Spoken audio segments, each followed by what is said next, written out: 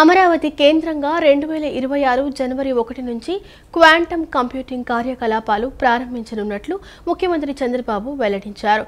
దేశంలోనే మొదటి అత్యాధునిక క్వాంటమ్ వ్యాలీ టెక్ పార్కును అమరావతిలో నిర్మించనున్నట్లు ప్రకటించారు. ఇందుకు సంబంధించి కీలక ఒప్పందాలు ముఖ్యమంత్రి చంద్రబాబు సమక్షంలో జరిగాయి.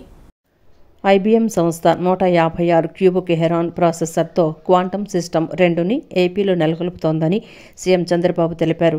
ఉండవల్లిలోని ఆయన నివాసంలో IBM, TCS, L&T సంస్థలతో రాష్ట్ర ప్రభుత్వం అవగాహన ఒప్పందం కుదుర్చుకుంది. IBM, TCS, L&Tతో జరిగిన ఒప్పందం దేశానికే చరిత్రాత్మకమని ముఖ్యమంత్రి పేర్కొన్నారు.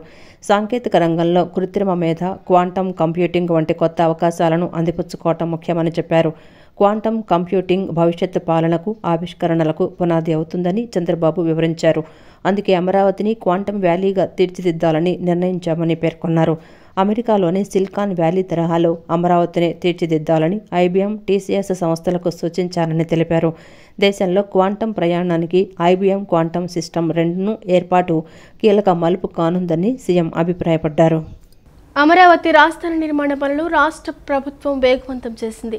5 ఐకానిక్ టవర్లు, అసెంబ్లీ, హైకోర్టు భవనాల తుది డిజైన్లపై కసరత్తుపై CRTA కార్యాలయంలో Norman Foster, Hafeez contractors, L&T సంస్థల ప్రతినిధులతో పురపాలక పట్టణాభివృద్ధి శాఖ మంత్రి నారాయణ సమావేశాన్ని నిర్వహించారు.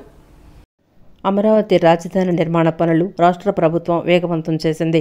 ప్రధాని చేతుల మీదుగా నిన్న పునఃప్రారంభోత్సవం కార్యక్రమం పూర్తి కావడంతో ఈరోజు ఉదయం నుంచి పనులు ఊపందుకున్నాయి. ఐకానిక్ భవనాల డిజైన్లు ఖరారు చేసేందుకు డిజైన్లు రూపొందిస్తున్న భవనాల డిజైన్ల గురించి ప్రముఖ ఆర్కిటెక్చర్ సంస్థ ప్రతినిధులతో మంత్రి నారాయణ చర్చలు జరిపారు. CRDA కార్యాలయంలో Norman Foster, Hafeez contractors, L&T సంస్థల ప్రతినిధులతో మంత్రి సమావేశమయ్యారు. ప్రధానంగా 5 ఐకానిక్ టవర్లు, అసెంబ్లీ, హైకోర్టు భవనాల తుది డిజైన్లపై కసరత్తు మంత్రి నారాయణ చర్చించారు. మన రాష్ట్ర సంస్కృతి, సాంప్రదాయాలు, వంటకాలను ప్రపంచానికి చాటి చెప్పేలా మసూలా ఫెస్ట్ 2025 ఈ నెల 15 నుంచి 18 వరకు నిర్వహించబోతున్నట్లు రాష్ట్ర గనులు, భూగర్భ వనరులు, ఎక్సైజ్ శాఖ మంత్రి కొల్లు రవీంద్ర పేర్కొన్నారు. ఈ మేరకు బీచ్ ఫెస్టివల్కు వచ్చే అతిథులకు ఇబ్బందులు లేకుండా ఆతిథ్యం కల్పించాలన్నారు. కృష్ణా జిల్లా మచిలీపట్నం పరిధిలోని హోటల్ యాజమాన్యాలు, గెస్ట్ హౌస్ యజమానులతో సమావేశం నిర్వహించారు. 2018లో నిర్వహించిన బీచ్ ఫెస్టివల్ను మించి నేడు జరిపేందుకు సన్నాహాలు చేస్తున్నామన్నారు. అందుకు హోటల్ యాజమాన్యాలు కూడా సహకరించాలని సూచించారు. అనంతరం కొల్లు రవీంద్ర మీడియాతో మాట్లాడుతూ మన రాష్ట్ర సంస్కృతి, సాంప్రదాయాలు, వంటకాలను ప్రపంచానికి చాటి చెప్పేలా మసూలా ఫెస్ట్ 2025 ఈ నెల 15 నుండి 18 వరకు నిర్వహించబోతున్నట్లు తెలిపారు. బీచ్ ఫెస్టివల్కు వచ్చే అతిథులకు ఇబ్బందులు లేకుండా ఆతిథ్యం కల్పించాలన్నారు. కయాకింగ్, బీచ్ కబడ్డీ నిర్వహణకు కేంద్రం నుండి ఆమోదం లభించిందన్నారు. వాటర్ స్పోర్ట్స్ నిర్వహణకు కూడా ఏర్పాట్లు చేస్తున్నామన్నారు. అత్యంత ప్రతిష్టాత్మకంగా నిర్వహించే కార్యక్రమాన్ని విజయవంతం చేయాలని, ట్రాఫిక్ సమస్యలు లేకుండా చూడాలని అన్నారు. 1-2 రోజుల్లో పూర్తి షెడ్యూల్, అతిథుల వివరాలు అన్నీ ప్రకటించబోతున్నట్లు మంత్రి కొల్లు రవీంద్ర తెలిపారు. అమరావతి రాష్ట్రానికి ఎంత అవసరమో ప్రజలకు అర్థమైందని, అందుకే వైసీపీకి ప్రతిపక్ష హోదా కూడా ఇవ్వలేదని విజయవాడ తూర్పు ఎమ్మెల్యే గద్దె రామ్మోహన్ అన్నారు. వెలగపూడిలో జరిగిన ప్రధాని నరేంద్ర మోడీ సభకు భారీగా ప్రజలు తరలిరావటమే నిదర్శనమని అన్నారు. విజయవాడ తూర్పు నియోజకవర్గం 20వ డివిజన్ ఎం హోటల్ ఏరియాలో ప్రజా సమస్యలపై ఎమ్మెల్యే గద్దె రామ్మోహన్ పర్యటించారు. ఈ సందర్భంగా నిరుపేద కుటుంబాలకు చెందిన 2 పార్టీ కార్యకర్తలకు టిఫిన్ బండి, ప్లాట్ఫారం రిక్షా పంపిణీ చేశారు. అనంతరం మీడియాతో మాట్లాడుతూ అమరావతి ఆంధ్రుల చిరకాల కోరికని చెప్పారు. రాజధాని నిర్మాణమైతే ఎంతో మందికి ఉపాధి కలుగుతుందని, రాష్ట్రం అన్ని విధాలా ముందుకు వెళ్తుందన్నారు. వెలగపూడిలో జరిగిన ప్రధాని సభతో పూర్వ వైభవం వచ్చిందన్నారు. అమరావతి పనులు పునఃప్రారంభం కానున్న నేపథ్యంలో చూసేందుకు పెద్ద ప్రజానీకం తరలివచ్చి తమ మద్దతు తెలియజేశారని తెలిపారు. ఆయన అధికారులు పంపించి ఆ వివరాలను తెలుసుకుని దాన్ని కాపీ కొట్టి అక్కడ ముఖ్యమంత్రిగా సమర్థవంతంగా పరిపాలన చేశారని చెప్పి ఆయన జోక్గా చెప్పినా పచ్చి నిజం చెప్పారని నేను నమోదు చేస్తున్నాను. సో ఆ విధంగా ఒక విజన్ లీడరు, ఆయన చేతుల మీద ప్రజలు కూడా ఆయన సహకరించాలి. జరుగుతున్న వాస్తవాలని కూడా తెలుసుకోవాలి.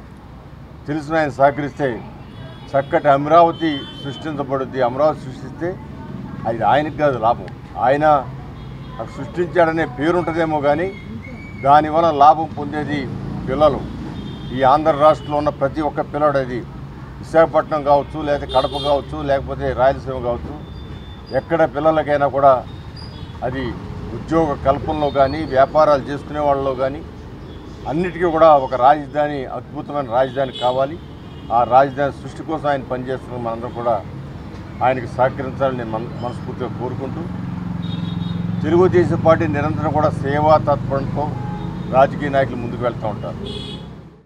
5 ఏళ్ల వైకాపా పాలనలో అప్పులు కుప్పగా మారిన రాష్ట్రాన్ని తిరిగి స్వర్ణాంధ్రప్రదేశ్గా మార్చే బాధ్యతను కూటమి ప్రభుత్వం తీసుకుందని భాజపా ఎమ్మెల్యే మాజీ మంత్రి ఆదినారాయణ రెడ్డి స్పష్టం చేశారు. మరో ఎమ్మెల్యే విష్ణుకుమార్ రాజ్తో కలిసి ఆయన విజయవాడలో మీడియాతో మాట్లాడారు. అమరావతి పునఃప్రారంభ వేడుక విజయవంతం కావడం పట్ల సంతోషం వ్యక్తం చేశారు. ఏపీని అన్ని విధాలా ఆదుకుంటామని రాష్ట్ర ప్రజలకు భరోసా ఇచ్చిన ప్రధాని మోదీకి కృతజ్ఞతలు తెలిపారు. భవిష్యత్తులో అమరావతి అభివృద్ధి చెందడం తథ్యమని విష్ణుకుమార్ రాజు తెలిపారు. కూటమి ప్రభుత్వం సూపర్ 6 పథకాలను అమలు చేస్తూనే అభివృద్ధికి పెద్దపీట వేస్తోందన్నారు. అసలు ఎంత ఇచ్చినది అకౌంట్ చూస్తే తెలుస్తుంది. అడుకో రుణము, ప్రపంచ బ్యాంకు రుణము, నేరుగా రుణము, రేపు రాబోయే రోజుల్లో ఆ బరువంతా ఆటోమేటిక్ గా కేంద్రమే మోసుకుంటుంది. కూడా ఈ రోజు ఇచ్చినది రుణం, ఆ తర్వాత కేంద్రం భారం భరిస్తుంది. అది కేంద్రం యొక్క రుణం కానీ రాష్ట్రానికి కాదు. ఈ విషయం ఆల్రెడీ పార్లమెంట్ లో చెప్పడం జరిగింది. ఇప్పుడు 49,000 కోట్లకు, అది రేపు రాబోయే రోజుల్లో మళ్ళా 30,000 కోట్లు పెరగచ్చు. అది కూడా కేంద్రమే. పోలవరానికి అయ్యే ఖర్చు అంతా కేంద్రమే. రైల్వే జోన్కి అయ్యే ఖర్చు అంతా కేంద్రమే. అన్ని నేషనల్ హైవేలు ఎక్కలేని విధంగా ఈ రాష్ట్రంలో జరిగినన్ని తన ఉత్తరప్రదేశ్లో కూడా జరగలేదు. ఈ రాష్ట్రానికి ఇచ్చిన ఇల్లు తల ఉత్తరప్రదేశ్ 25 కోట్ల జనాభా ఉన్న ఉత్తరప్రదేశ్లో కూడా జరగలేదు. ఎందుకు ఉత్తరప్రదేశ్ గురించి చెప్తానంటే ఈ దేశంలో హైయెస్ట్ జనాభా. అందులో ఇద్దరు అక్కడే, మోడీ గారు కాశీకి ఎంపీగా, యోగి ఆదిత్యనాథ్ సీఎంగా. అక్కడ కంటే ఎక్కువ జరుగుతుంది ఇక్కడ. కాబట్టి ఇవన్నీ దృష్టిలో పెట్టుకొని మోడీ గారు ఇంత కష్టకాలంలో దేశం ఉన్నప్పటికీ, ఆడ పరిస్థితులు బాగాలేనప్పటికీ, ఈ ముస్కరుని యొక్క దాడికి జగన్ రెడ్డి ఒక పెద్ద ముస్కరుడు. ఆ పాకిస్తాన్ కంటే, ఆ పాల్గామ్ ఘటన కంటే ఈ ముస్కరుడు. కాబట్టి ఇతని దెబ్బ కొట్టేదానికి అంటే చంద్రబాబు నాయుడు గారు బాగా పనిచేస్తాడు అంటే అర్థమేమి, జగన్ ఏమీ పని చేయలేడని. అమరావతి రాజధాని పునర్నిర్మాణ సభలో మోడీ చేసిన వ్యాఖ్యలు ఆంధ్రుల ఆశలపై నీళ్లు చల్లేలా ఉన్నాయని సిపిఎం రాష్ట్ర కార్యవర్గ సభ్యులు సిహెచ్ బాబురావు విమర్శించారు. గత వైసీపీ ప్రభుత్వం మాదిరి అధికార పార్టీ కూడా మోడీ భజన చేస్తుందని విమర్శించారు. రాజధాని అభివృద్ధిపై చంద్రబాబు ప్రభుత్వం అఖిలపక్ష సమావేశం ఏర్పాటు చేయాలని బాబురావు డిమాండ్ చేశారు. ప్రధానమంత్రి నరేంద్ర మోడీ రాష్ట్రంలో పర్యటించడం వలన రాష్ట్రానికి మేలు జరిగింది ఏమీ లేదని, ప్రధాని వ్యాఖ్యలు ఆంధ్రుల ఆశలపై నీళ్లు చల్లేలా ఉన్నాయని సిపిఎం రాష్ట్ర కార్యవర్గ సభ్యులు సిహెచ్ బాబురావు విమర్శలు గుప్పించారు. శ్రీశ్రీ భవన్ నందు నిర్వహించిన మీడియా సమావేశంలో ఆయన మాట్లాడారు. రాజధాని అమరావతి పునఃప్రారంభ కార్యక్రమానికి ప్రధాని మంత్రి నరేంద్ర మోడీ వచ్చి వెళ్లడం వలన రాష్ట్ర ప్రజలకు ఒరిగిందేమీ లేదన్నారు. అభివృద్ధికి కేంద్రం ఇవ్వాల్సిన నిధుల గురించి ప్రధాని వివరించకుండా యోగా దినోత్సవం గురించి మాట్లాడటం రాష్ట్ర ప్రజలను నిరాశపరిచిందన్నారు. సభ ప్రారంభమైనప్పటి నుండి ముగిసేంత వరకు వారి భజన సరిపోయింది కానీ ప్రజలకు ఎటువంటి లబ్ధి చేకూరే అంశాలను ప్రస్తావించలేదని విమర్శించారు. గత వైసీపీ ప్రభుత్వం మాదిరి అధికార పార్టీ కూడా మోడీ భజన చేస్తోందని విమర్శించారు. ప్రజల పక్షాన పోరాడడానికి సిపిఎం ముందుంటుందని, అఖిలపక్ష సమావేశం ఏర్పాటు చేస్తే రాజకీయంగా విభేదాలు ఉన్నప్పటికీ తమతో కలిసి రాజధాని అమరావతి పునర్నిర్మాణానికి కృషి చేస్తామని స్పష్టం చేశారు. ప్రధానమంత్రి నరేంద్ర మోడీ గారి రాక కోసం రాష్ట్రానికి మేలు జరుగుతుందని రాష్ట్ర ప్రజలు ఎంతగానో ఆశించారు. కానీ అమరావతి పనుల పునఃప్రారంభం సందర్భంలో మోడీ గారు స్పందించిన తీరు రాష్ట్ర ప్రజలని మరోసారి నిరాశపరిచింది. అంతేకాదు మరోసారి రాష్ట్రానికి కేంద్ర ప్రభుత్వం ద్రోహం చేసిందని చెప్పాలి. అమరావతికి వేల కోట్ల రూపాయల నిధులు విడుదల చేస్తారని ప్రజలు ఆశించారు. ఇదేదో మోడీ గారు, బీజేపీ, కేంద్ర ప్రభుత్వం యొక్క దాయదాక్షిణ్యం కాదు. ఆంధ్రప్రదేశ్ పునర్వ్యవస్థ వ్యవస్థీకరణ చట్టం సెక్షన్ 94(3) ప్రకారం రాజ్భవన్, అసెంబ్లీ, సచివాలయంతో సహా మౌలిక సదుపాయాల కల్పన చేయాల్సిన బాధ్యత కేంద్ర ప్రభుత్వానికి. నిన్న సుమారుగా 57,000 కోట్ల రూపాయల పనులు అన్నారు. అందులో అమరావతి 49,000 కోట్లు ఉన్నాయి. మొత్తం 1,00,000 కోట్లు కావాలంటున్నారు. మరి దీంట్లో నిధులు లేకుండా అమరావతిని పొగిడి అమరావతి ఇందుర్ల రాజధాని లేకపోతే ఇంకోటని మాటలు చెప్పడం వల్ల లాభమే ఉంది.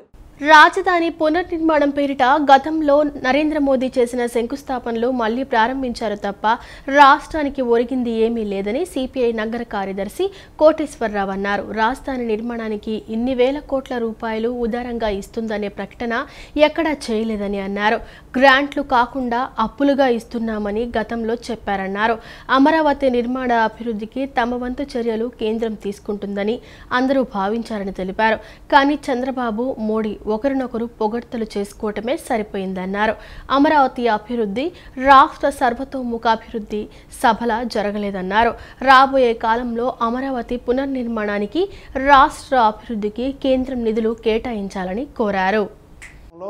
అయిన దానికి మరొకసారి శంకుస్థాపన మరొకసారి పునర్నిర్మాణం పేరుతోటి ప్రారంభోత్సవాలు చేయడం తప్ప ఈ రాష్ట్రానికి ఒరిగింది ఏమీ లేదని చెప్పి సిపిఐగా అభిప్రాయపడతా ఉన్నాం.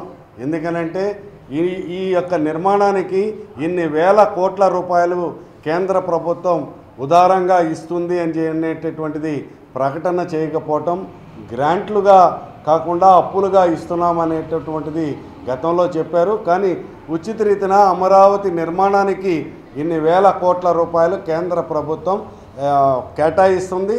రాబోయేటటువంటి కాలంలో ఈ అమరావతి నిర్మాణ అభివృద్ధికి కేంద్ర ప్రభుత్వం తమ వంతు చర్యలు చేపడుతుంది అనేటటువంటిది చెప్తారని చెప్పి ప్రజలందరూ కూడా ఆశించాం. కానీ దానికి భిన్నంగా చంద్రబాబు నాయుడు గారు మోడీని పొగిడారు, మోడీ గారేమో చంద్రబాబు నాయుడు గారిని పొగిడారు. ఇలాగ పొగడతలతో జరిగినటువంటి సభ తప్ప అమరావతి అభివృద్ధి కోసం లేకపోతే ఈ రాష్ట్ర సర్వతోముఖాభివృద్ధి కోసం జరిగేటటువంటి సభగా మటుకు ఎక్కడ జరగలేదు.